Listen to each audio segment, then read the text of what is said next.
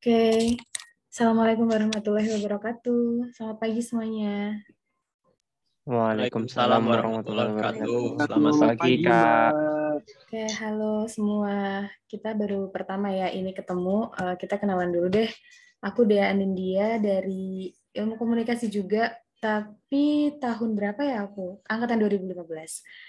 Jadi udah jadi alumni dan dimintain tolong sama Bu Yeni buat sharing sama teman-teman, gantiin beliau karena beliau tidak bisa mengisi kelas hari ini. Oke, teman-teman udah belajar peran PR belum ya sebelumnya?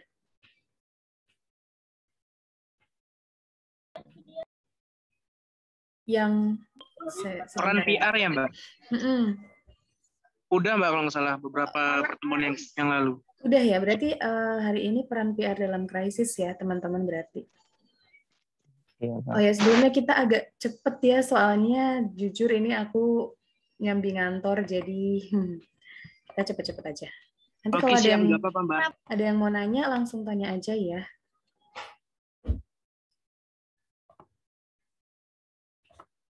Oke, udah kelihatan belum di screen kalian?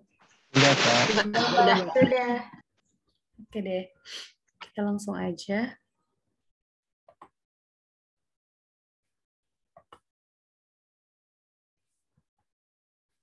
Nah, di sini ada beberapa definisi dari PR. PR adalah upaya yang disengaja, direncanakan, dan dilakukan terus-menerus untuk membangun dan menjaga adanya saling pengertian antar organisasi dan publiknya. Ini ada beberapa pengertiannya. Yang pertama, fungsi manajemen yang mengevaluasi perilaku publik. Kemudian PR juga mengidentifikasi kebijakan dan prosedur organisasi dengan interest publik, lalu melaksanakan program untuk mendapatkan pemahaman dan pengertian.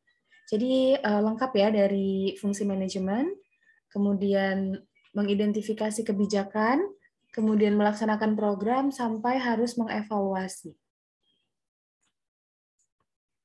Nah, ini ada menurut L. Bernays, adalah sebuah upaya dengan menggunakan informasi persuasi dan penyesuaian untuk menghidupkan dukungan publik atas suatu kegiatan.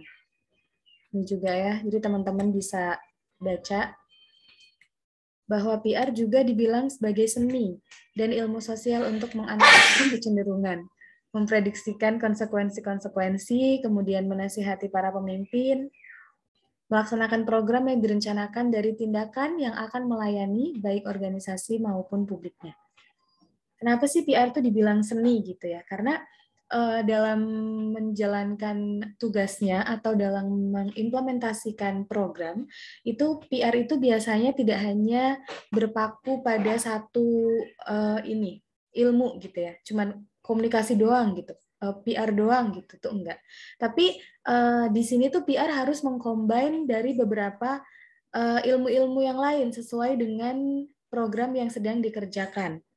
Kemudian PR ini tuh juga tidak hanya bicara tentang oke, gue bikin program ini terus selesai, tapi enggak. Tapi PR itu juga harus bisa menganalisis publik-publiknya gitu. Harus bisa menentukan ketika publiknya ini anak millennials gitu ya, dia suka main gadget, dia suka TikTokan.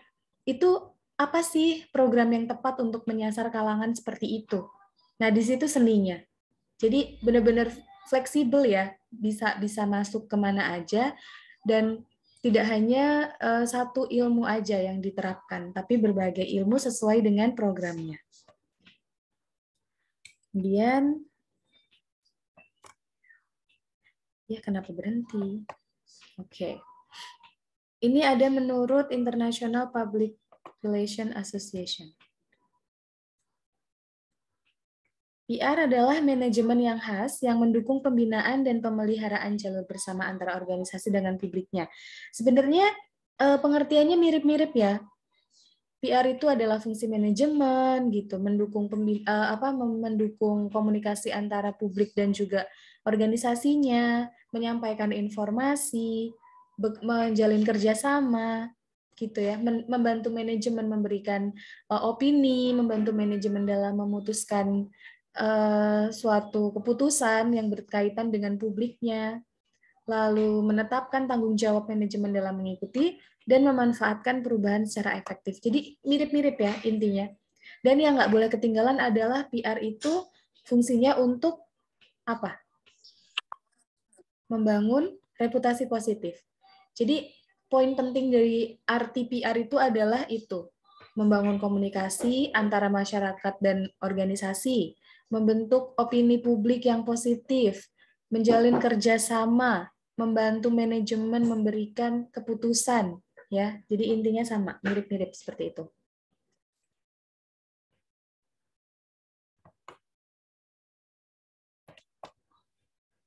Kemudian next, artinya apa sih fungsi manajemen? Gitu ya. Fungsi manajemen itu menegaskan bahwa komunikasi dalam kegiatan PR sangat penting. Komunikasi itu sendiri yaitu berlaku dua arah, dari organisasi ke publiknya, begitu juga sebaliknya, publik ke organisasinya. PR berfungsi memantapkan kepemimpinan manajer dan mengefektifkan serta mengefisienkan upaya pencapaian tujuan organisasi.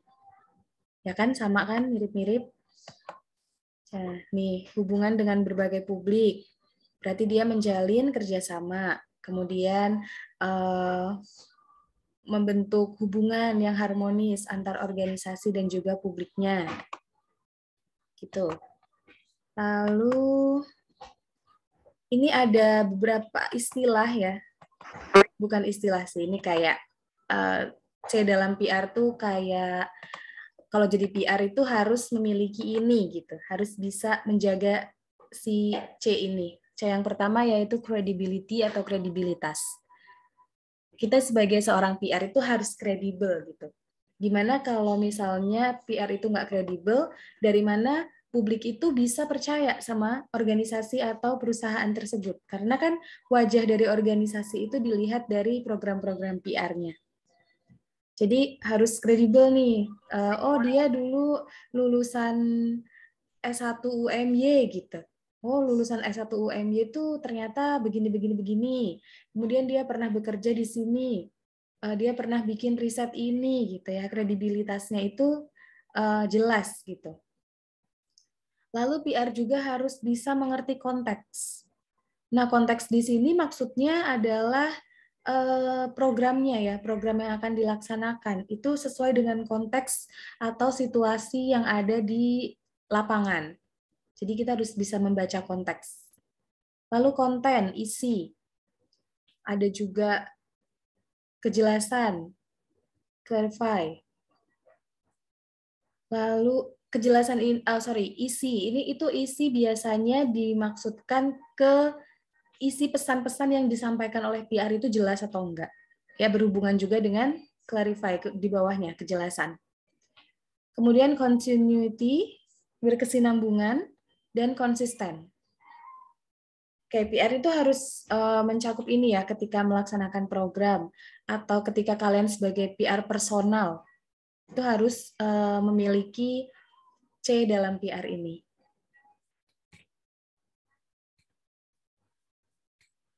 Oke, ini ada beberapa pengertian-pengertian aja. Terus ada falsafahnya. Kok berhenti dia? Oke, ada 4 unsur ya falsafah dalam PR. Yang pertama adalah manajemen yang bersifat sosial. Kemudian yang kedua, PR merupakan perwujudan falsafah tersebut pada tataran kebijaksanaan. Next, ada yang selanjutnya, PR merupakan komunikasi dua arah yang menunjang keberhasilan kebijakan itu dengan menjelaskan, menginformasikan, mempertahankan, atau mempromosikan kepada publik sehingga tercipta saling pengertian.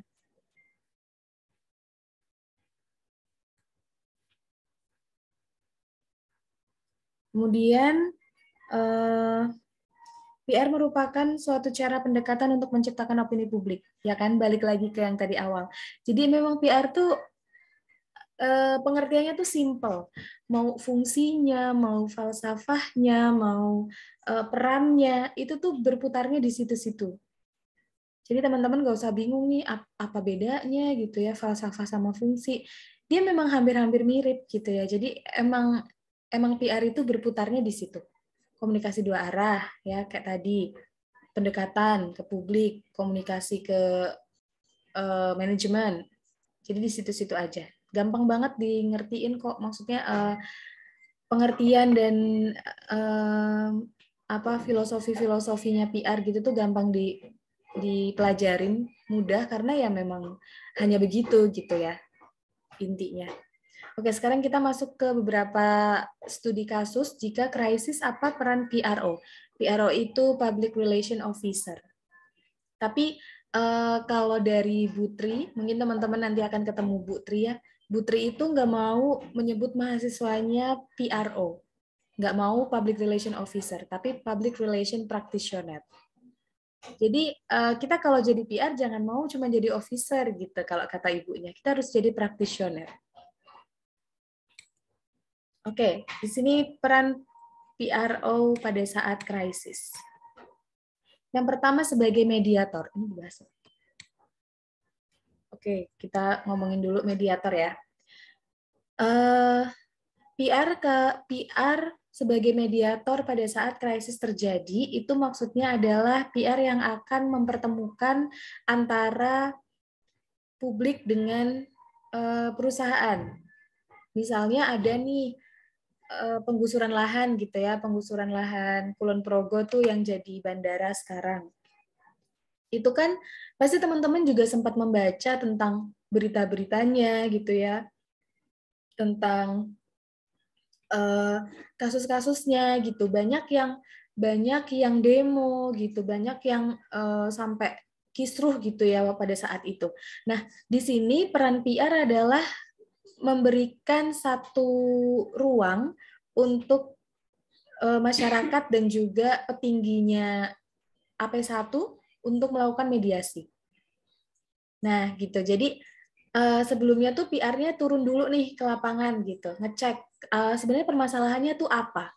Apa sih yang bikin masyarakat ini tuh demo? Apa sih yang bikin masyarakat ini sampai bikin penolakan sebesar itu gitu ya, sampai sericuh itu tuh apa? Permasalahannya itu apa? Setelah PR dapat tuh permasalahannya apa, kemudian dia bawa ke manajemen. Ternyata permasalahannya tuh ini. Kemudian PR dan manajemen ini akan berunding dulu, kira-kira apa yang akan kita berikan ke masyarakat untuk menyelesaikan ini gitu, supaya kisruh ini berhenti dan supaya kita sama-sama mendapatkan tujuan kita. Win-win solution-nya tuh bagaimana gitu. Nah, setelah didiskusikan sama si manajemen, PR ini akan membuat satu ruang atau mediasi gitu ya, dipertemukanlah si manajemen dan masyarakat supaya bisa saling terbuka gitu ya, saling mengutarakan keresahannya tanpa harus demo-demo yang merugikan gitu. Nah, kemudian yang kedua lobbying. Kita bicara di satu kasus yang sama aja ya, biar teman-teman nggak bingung. Lobbying, misalnya di sini pemerintah dan masyarakat udah ketemu nih, udah ada mediasi, kemudian sudah ditemukan satu titik terang gitu. Tetapi ketika pelaksanaan program yang sudah disetujui oleh kedua belah pihak ini ternyata menemukan satu masalah. Misalnya aku kasih contoh aja ya. Jadi misalnya satu program yang disetujui adalah oke, boleh melakukan penggusuran lahan asalkan kita dibikinin satu pelatihan buat UMKM kita gitu. Misalnya ya ini teman-teman. Nah, ketika akan melaksanakan kegiatan pelatihan UMKM ini, ternyata ada satu masalah di mana ini mungkin dari dinas terkait tidak bisa memberikan pelatihan gitu, atau dari kementerian ini tidak bersedia. Nah, di sini PR masuk lagi, melakukan lobby. Di lobby nih dinas-dinasnya. Jadi merayu gitu ya ibaratnya. Bu, monggo loh Pak, Bu, kita ada program ini. Kira-kira kenapa ya kurang bisa disetujui? Kira-kira apa yang membuat Bapak dan Ibu keberatan untuk membantu? Nah, ketika sudah ditemukan nih apa permasalahannya, misal ada di harga yang ditawarkan dari AP1 terlalu rendah Mbak untuk kita misalnya. Kita lobby lagi. Oke, kalau gitu boleh nggak Bu kita tawar di harga sekian? Gitu. Sampai akhirnya dealing ya. PR tuh harus nggak kenal malu gitu untuk melakukan lobbying. Kemudian yang ketiga, merencanakan program PR. Yang tadi ya, contohnya seperti memberikan pelatihan pada masyarakat. Program PR itu sangat banyak tergantung dengan konteksnya itu tadi. Tergantung dengan situasinya. Ketika satu perusahaan dia lagi baru launching produk, oke, berarti dia harus bikin program PR yang berkaitan dengan peluncuran produknya. Nggak mungkin dong orang baru launching produk terus langsung bikin CSR. Itu masih terlalu jauh gitu. Karena kalau misalnya kita baru launching produk, berarti program yang kita buat adalah tujuannya yang pertama apa? Untuk meningkatkan awareness dulu. At least masyarakat itu tahu nih sama produk yang baru kita launching. Nah, programnya kita ke sana arahnya. Jadi benar-benar harus tahu konteksnya dulu. Lalu yang selanjutnya mengembalikan kepercayaan publik. Mengembalikan kepercayaan publik juga bisa dilakukan menggunakan program PR, udah pasti. Apa misalnya? Memberikan bantuan, memberikan pelatihan-pelatihan. Ibarat katanya tuh kayak ngebaik-baikin publik gitu ya, supaya mau lagi nih menaruh kepercayaan ke kita. Jadi berarti program yang dibuat harus disesuaikan dengan publik yang ada di sekitarnya, yang ada di lingkungan perusahaan tersebut. Gitu. Kemudian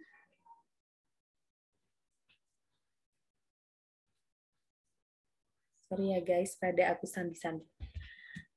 Oke. Nih, lalu ada menciptakan citra positif perusahaan. Ini adalah satu tugas wajibnya PR ya, menciptakan citra positif perusahaan. Menciptakan citra positif juga dilakukan melalui program PR. Ya, jadi misalnya bikin CSR tuh bisa untuk menciptakan citra positif. Kemudian menjaga loyalitas dan juga menjaga kredibilitas. Kemudian, oh ini ada contohnya dari Bu Yeni, Komunikasi Eksternal 2 Maskapai Malaysia. Jadi sejujurnya aku baru baca PPT-nya juga tadi pagi ya teman-teman. Jadi maaf kalau misalkan masih ada yang kurang-kurang, nanti boleh ditanyain aja. Nggak bisa di next. Nah, PR itu ketika krisis harus memiliki kecepatan respon. Responsif. Dalam situasi krisis, kecepatan respon sangat penting. Tanggapan tertunda ini menciptakan kesenjangan kredibilitas. Ini contoh yang tadi ya, tanggapan awal maskapai MH370, hilangnya pesawat. Kemudian baru muncul statementnya di pukul 7.24. Jadi PR itu harus responsif gitu, karena ketika ada ya tadi pesawat jatuh, terus kecelakaan lalu lintas, misalkan kecelakaan apa, kereta api gitu ya, itu pasti yang akan dicari pertama oleh wartawan adalah PR-nya.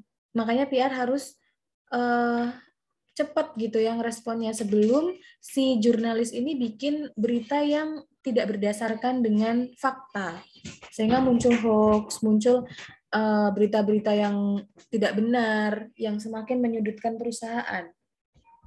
Gitu. Sebentar, aku mau angkat telepon. Izin.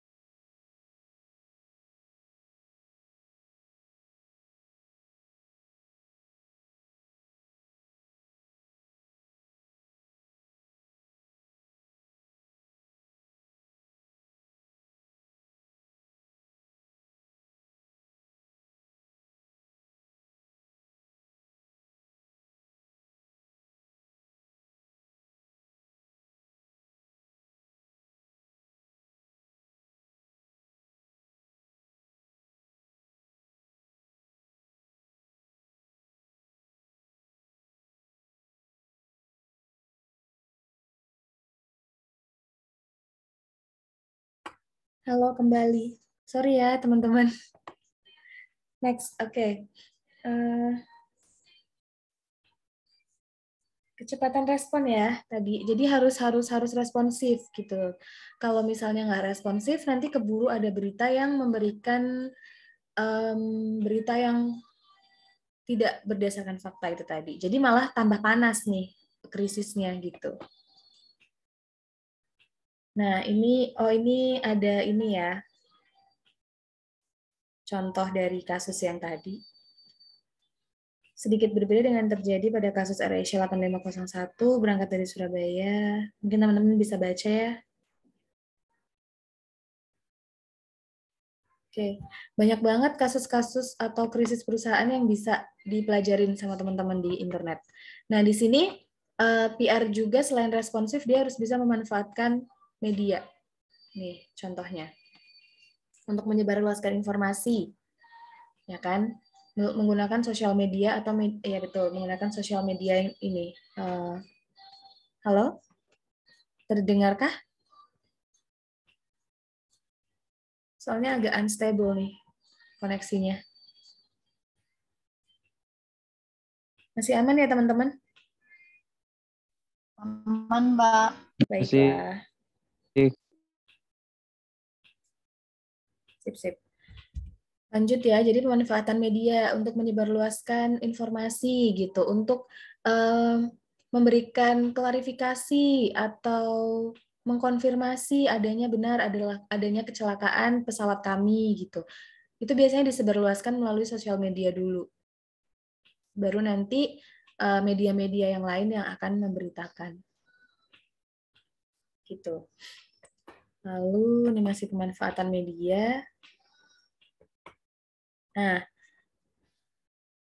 jadi dalam memanfaatkan media ini, PR itu bisa melakukan sedikit gimmick ya. Sebenarnya bukan gimmick sih, ini adalah salah satu bentuk mungkin berduka gitu. Jadi bisa memanfaatkan sosial media untuk menjelaskan ke masyarakat bahwa kita sebagai pihak maskapai juga turut berduka cita atas kejadian musibah ini. Nah, dengan begitu masyarakat itu juga tidak akan sepenuhnya menyalahkan pihak maskapai. Karena ya namanya kecelakaan ya kita nggak pernah ada yang tahu gitu. Hanya saja bagaimana si PR ini dalam menanggapi, bagaimana PR ini memberikan informasi, bagaimana PR menggambarkan perusahaannya ini gitu. Nah, di sini dari pihak maskapai dijelaskan bahwa semua tampilan media digitalnya diubah warnanya menjadi gelap, mulai dari website, Facebook, sampai Twitter. Semuanya diisi warna abu-abu ya. Jadi PR-nya memang benar-benar harus bisa mengerti gitu, mengerti kondisi korban, mengerti kondisi masyarakat di luar sana yang memang sudah benar-benar ngecap jelek perusahaan gitu. Jadi PR-nya harus sangat berhati-hati sekali dalam bertindak kalau lagi krisis itu. Nih ya, jadi ada pemberitahuan bahwa kalau misalnya mau ada apa-apa, tolong hubunginya ini gitu. Akan berjanji memberikan informasi lebih lanjut, bisa dicek di sini di www.AirAsia. Ya, jadi itulah gunanya PR. PR kalau krisis tuh bisa nggak tidur ya dia. Nah ini ada contoh postingan sosmednya. Jadi gunakan semua sosial media yang ada. Ini ya, jadi gelap ya. Tanda berduka. Simpati dan empati. Bagi para praktisi manajemen krisis, isi pernyataan sangat penting. Selain mengungkapkan rasa empati, pesan dalam komunikasi krisis harus menunjukkan empati juga. Untuk menghindari persoalan yang lebih mendalam dalam konteks musibah pesawat terbang, stakeholder yang paling penting adalah keluarga. Jadi kita harus mendekati keluarga korban dulu. Kita hubungi, kita beri informasi yang benar ya. Kalimat-kalimat yang kita gunakan, kemudian bahasanya itu juga harus sangat diperhatikan. Pokoknya kalau krisis itu sebisa mungkin PR jangan sampai melakukan kesalahan gitu ya. Makanya PR itu biasanya punya panduan komunikasi krisis. Nih ya, simpati, ekspresi atau perasaan iba dan sedih ketika kita mengetahui dan melihat seseorang atau orang-orang kurang beruntung mengalami kesulitan dan dalam kondisi buruk.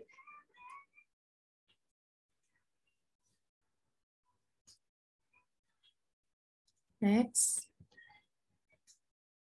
Nah, ini salah satu bentuk simpati dan empati dari AirAsia.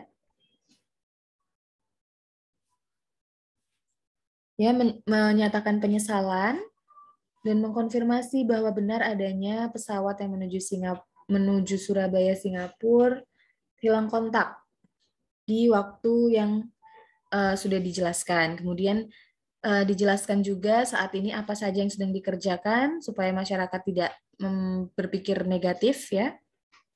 Apa aja yang sudah dikerjakan, lalu sampaikan kondisi terkini mengenai status penumpang.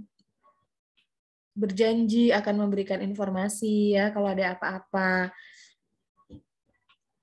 Kemudian memberikan info kepada keluarga korban bahwa kalau ada apa-apa bisa menghubungi call emergency. Jadi jangan pernah menutup akses ya teman-teman kalau lagi krisis. Jadi sebagai PR kita nggak boleh menutup akses. Justru kita harus buka akses itu. Untuk media bertanya, untuk pihak keluarga korban bertanya, atau pihak customer nanti bertanya, itu kita kalau bisa jangan ditutup aksesnya. Seperti itu. Nah ini ya komitmen dalam usahanya menemukan pesawat yang dinyatakan hilang. Malaysia Airlines mengirimkan tim relawan untuk membantu memberikan dukungan dan informasi kepada keluarga. CEO-nya juga turun ya, menemui keluarga, itu adalah satu bentuk tanggung jawab perusahaan.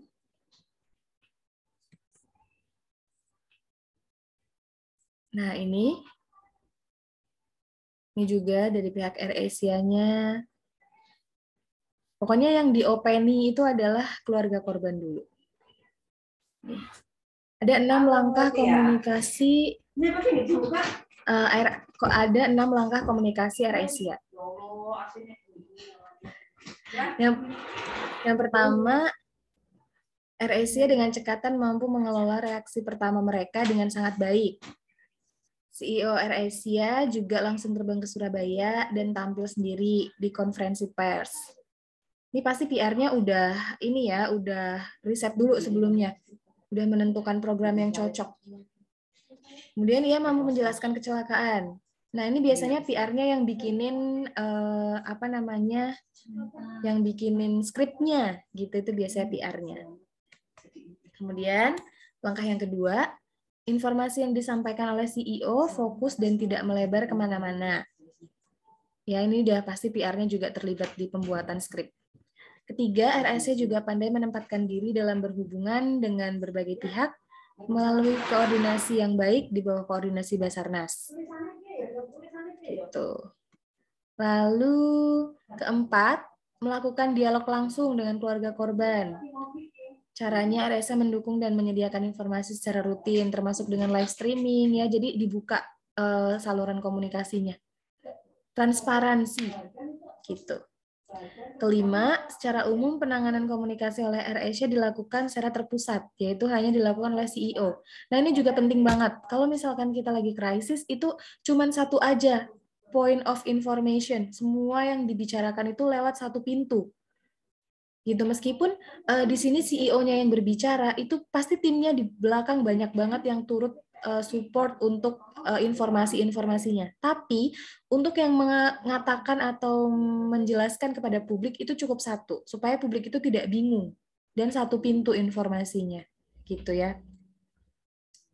Lalu yang keenam, yang patut diacungi jempol adalah penyediaan ahli-ahli psikologi dan tokoh agama spiritual dalam menenangkan keluarga korban. Ini luar biasa ya teman-teman. Jadi benar-benar diurus banget ya keluarga korban ini. Terlihat bahwa AirAsia ini bertanggung jawab. Gitu. Oke. Catatan komunikasi juga diberikan nih. Yang pertama menjadi kesalahan AirAsia adalah soal update informasi yang dilakukan AirAsia maupun pemerintah masih tidak terstruktur dengan baik, sehingga terkesan tidak komprehensif. Kedua, treatment up to date yang dilakukan tidak dilakukan secara custom. Kemudian, tidak ada one voice dari spoken person yang tepat. Oh, oke. Berarti banyak ya ini. Padahal harusnya cuma satu ya, teman-teman. Catatan yang keempat, body language para narasumber atau spoken person pada saat press conference berlangsung tidak menunjukkan empati. Gitu. Ini catatan-catatan. Ya, jadi kalian bisa analisis juga nih kalau lagi ada krisis atau lagi ada berita-berita yang kurang enak. Udah selesai kah? Oh, belum. Sorry. Yang kelima, pada saat press conference ada media asing hadir, tidak menghadirkan penerjemah. Jadi krisis itu adalah satu kejadian yang luar biasa ya, yang mengguncang perusahaan. Jadi mungkin memang ada 1-2 kesalahan, tapi tetap ada sesuatu yang bisa kita contoh juga. Nah, ini stakeholder versus publik. Stakeholder adalah orang yang memiliki tujuan yang sama dengan organisasi kita. Ini pengertiannya ya, teman-teman bisa dibaca nanti. Selesai. Oke.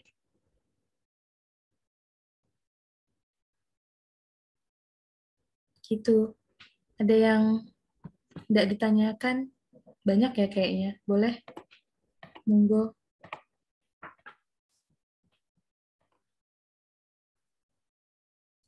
Kalau mau bertanya silakan ya teman-teman.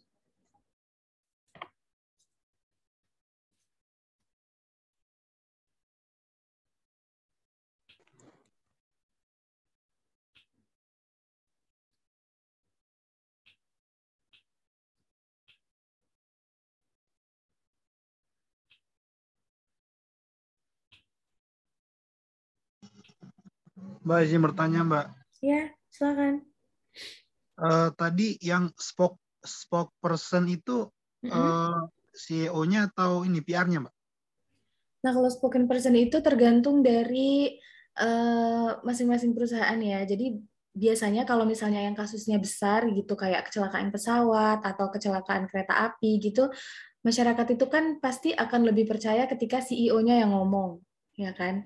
Tapi di balik CEO itu juga, karena seorang CEO itu terkadang tidak terlalu paham sama situasi yang terjadi, makanya PR itu membantu untuk bikin skrip, lalu menentukan gitu apa-apa aja yang boleh dikatakan, apa-apa aja yang tidak boleh dikatakan, kemudian ada poin-poin yang harus disampaikan gitu-gitu tuh biasanya PR yang bikin. Tapi untuk yang menyampaikan itu lebih terlihat kredibel ya, itu dari CEO-nya. Gitu. Walah, oke, Mbak. Makasih, Mbak, jawabannya. Ya, sama-sama. Ada lagi, teman-teman?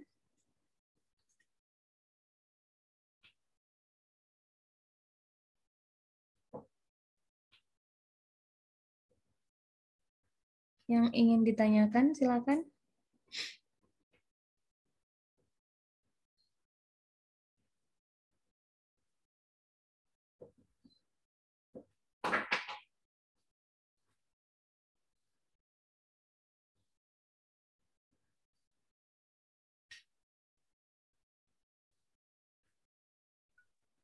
Mbak, saya mau bertanya. Boleh. Kalau misalnya kan ada tugas dari Bu Yeni yang tentang itu loh, yang kesalahannya PR PT KAI dalam merespon Twitter tuh loh, itu kan responnya nggak beretika. Nah, kalau misalnya nih kita pakai peran PRO dalam menanggapi kasus saat krisis, itu bisa nggak pakai misalnya kayak mediator, lobbying kayak gitu? Gimana? Jadi kasusnya di Twitter tidak beretika. Terus misalnya kita nyantumin di tugasnya nanti, itu tuh kayak kan tugasnya dari peran PR sama etika kan. Nah, dari peran PR-nya bisa nggak kayak misalnya ditulis mediator, lobbying kayak gitu. Gini, itu konteksnya apa? Jadi dia menyampaikan informasi di Twitter itu tentang apa? Tentang apa dulu coba?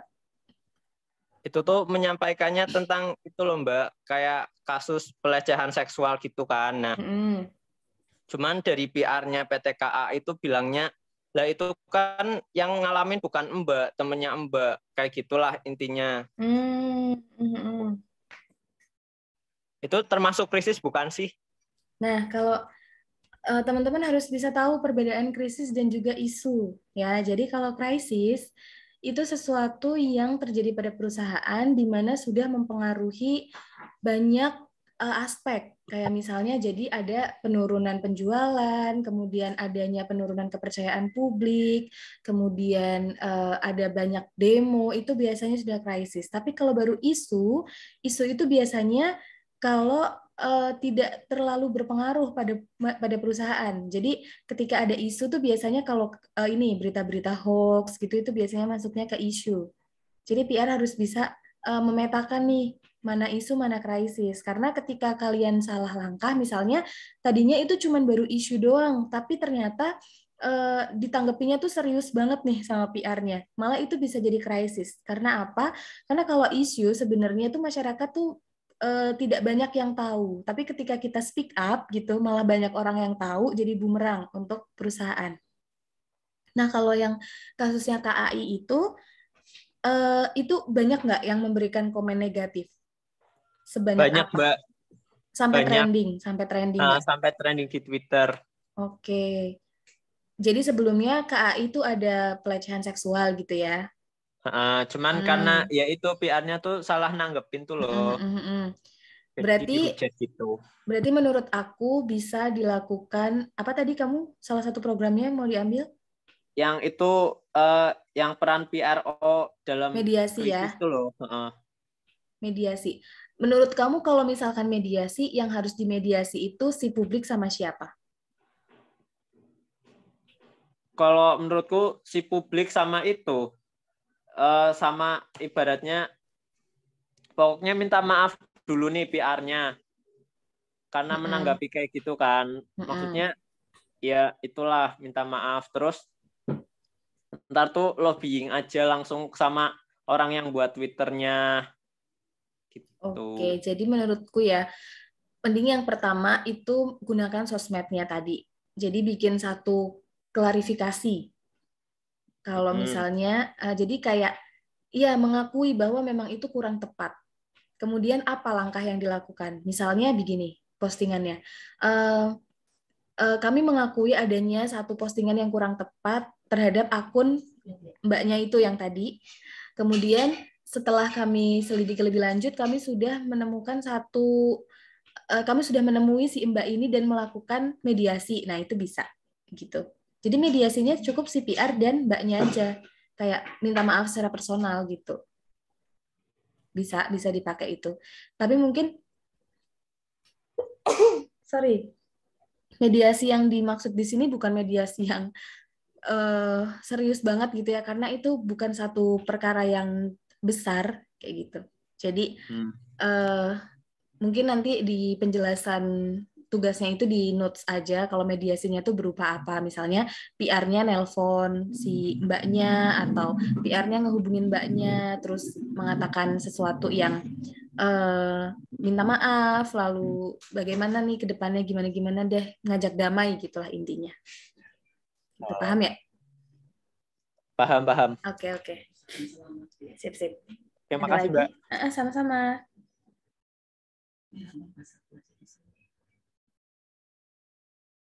Ada lagi mungkin teman-teman?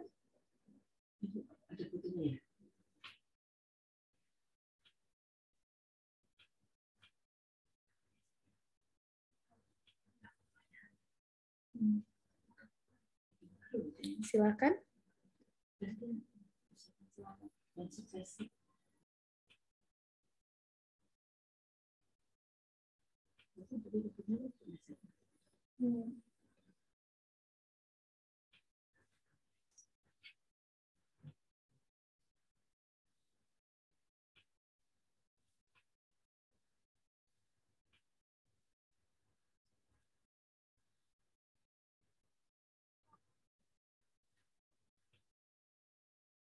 Ada lagi? Oh, sorry. Ini kalau yang nggak bisa on mic, boleh lewat chat box.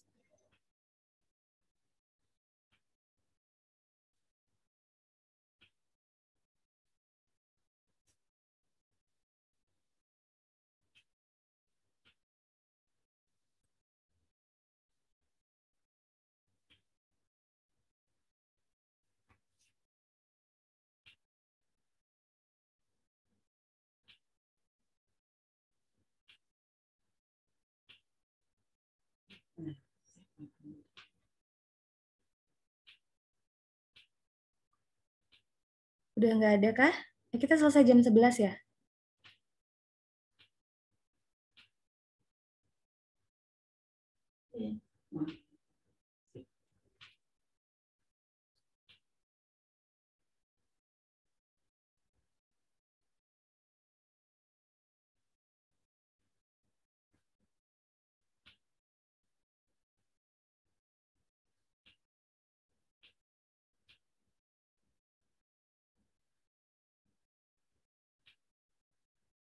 Oke, mungkin kalau udah nggak ada yang mau ditanyain, bisa kita